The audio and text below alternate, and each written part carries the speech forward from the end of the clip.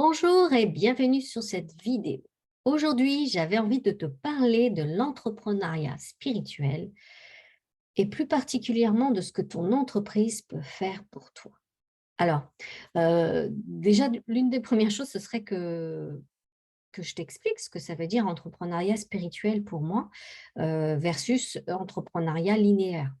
Alors, l'entrepreneuriat spirituel, c'est surtout lié au fait que des gens ont identifié leur mission d'âme, ont identifié leur coloration dans cette incarnation et qui souhaitent faire en sorte que leur mission d'âme puisse être en corrélation avec leur entreprise, que leur entreprise devienne un réceptacle dans lequel ils puissent se réaliser, tout simplement. C'est pour ça que je parle d'entrepreneuriat spirituel.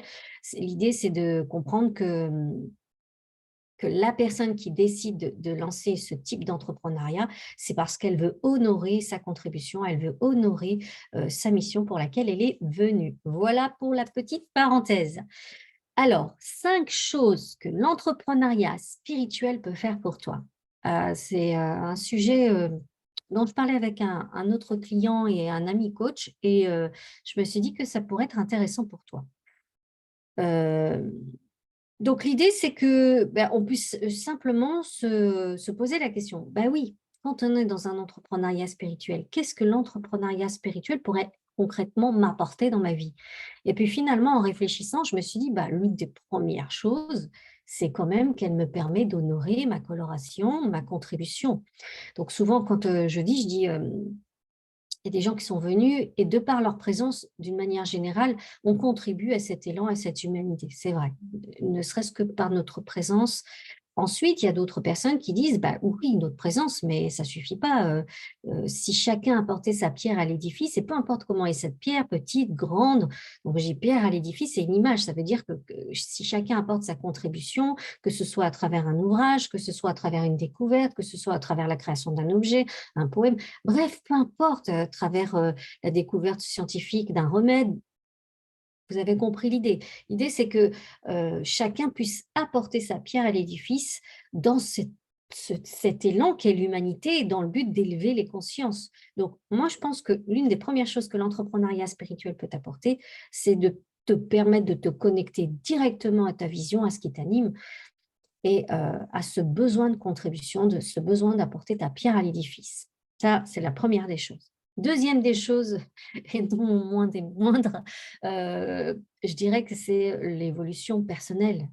Pourquoi? Parce qu'une entreprise spirituelle, c'est un écosystème qui est sensible à ton émotion, à tes vibrations, à tes mémoires, à tes peurs. Et dans ces cas-là, ton entreprise spirituelle t'oblige à t'introspecter. Parce que effectivement, quand on est dans une dimension d'entrepreneuriat spirituel, il y a une dimension holistique.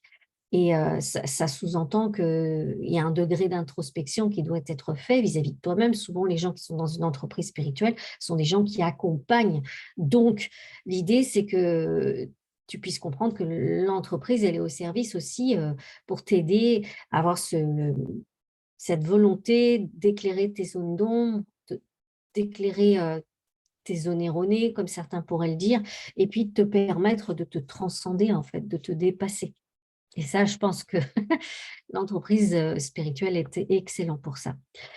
Troisième chose, elle te permet de rencontrer des gens extraordinaires. Pourquoi? Parce que de par ta vibration, de par ta mission, de par la mission de ton entreprise, ça te permet de rencontrer des clients qui sont une source d'inspiration, qui ont une grande résilience, il y a tout un chemin. Ça te permet de voir l'expression de tous les possibles. Ça te permet de voir des collaborateurs qui sont aussi dans la même dimension que toi et qui peuvent être aussi une grande source d'inspiration. Donc, je pense que vraiment, là-dessus, vous allez être servi.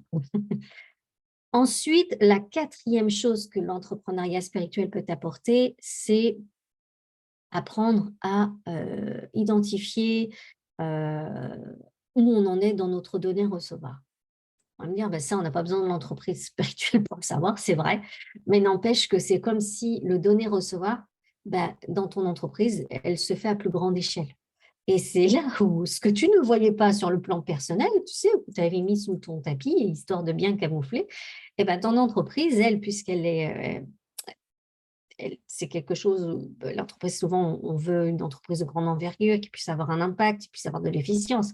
Eh ben, le donner-recevoir fait partie de cette équation et du coup, bah, ça te permet de voir où tu en es et surtout de progresser, de t'autoriser à donner davantage sans être sur la défensive et aussi d'apprendre à recevoir des témoignages clients, à recevoir des histoires de réussite ou des histoires d'échecs aussi.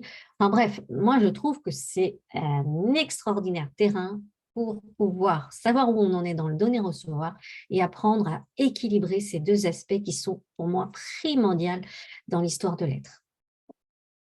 Et la dernière chose auquel j'ai pensé, c'est le fait que nous sommes des co-créateurs puissants. L'entrepreneuriat spirituel nous permet de co-créer. Alors tu vas me dire, c'est pareil, tu n'as pas besoin d'entreprise spirituelle pour ça. Oui et non, parce qu'encore une fois, c'est une question d'échelle. Ça veut dire que l'entreprise te permet quand même d'impacter des milliers de vies, si tu le veux, ou des millions de vues, de vies, de vues, ça c'est sur YouTube, mais n'empêche qu'on peut toucher beaucoup plus de personnes. Donc on peut co-créer des choses qui peuvent être à plus grande échelle que d'un point de vue personnel. Je trouve que vraiment l'entreprise spirituelle, si je devais rajouter ça, c'est que on peut on peut choisir l'échelle sur laquelle on a envie de moduler, l'échelle sur laquelle on a envie d'impacter, de toucher le plus de personnes possible. Donc, effectivement, le fait d'être de co-créateur et de co-créer avec son entreprise, de co-créer avec l'univers, bah, nous permet de nous rendre compte que nous sommes de puissants créateurs et que nous avons la possibilité de créer à l'infini. Et l'entrepreneuriat spirituel est un magnifique terrain pour ça. Bon, tu l'auras compris, je suis fan de ce concept. Je t'invite donc à méditer là-dessus, à voir ce qu'il en est et de ne pas hésiter à me répondre et à me dire ce que tu en penses. Donc, je te récapitule les 5 choses que l'entrepreneuriat pourra faire pour toi. Dans un premier temps, nourrir ton besoin de contribution. Dans un deuxième temps, t'aider à t'introspecter et à aller guérir tes blessures dans le but de les transcender. Ensuite, t'amener à rencontrer des clients et puis ensuite des collaborateurs puissants et inspirants, donc tu ne restes jamais isolé. Quatrième chose, c'est que ton entreprise t'apprend à équilibrer ton donner-recevoir à plus grande échelle et elle te permet, cinquième chose, de devenir un puissant ou une puissante créatrice. Voilà, j'espère que cette vidéo t'a plu. N'hésitez pas à la liker et à vous abonner. Je vous dis à très bientôt.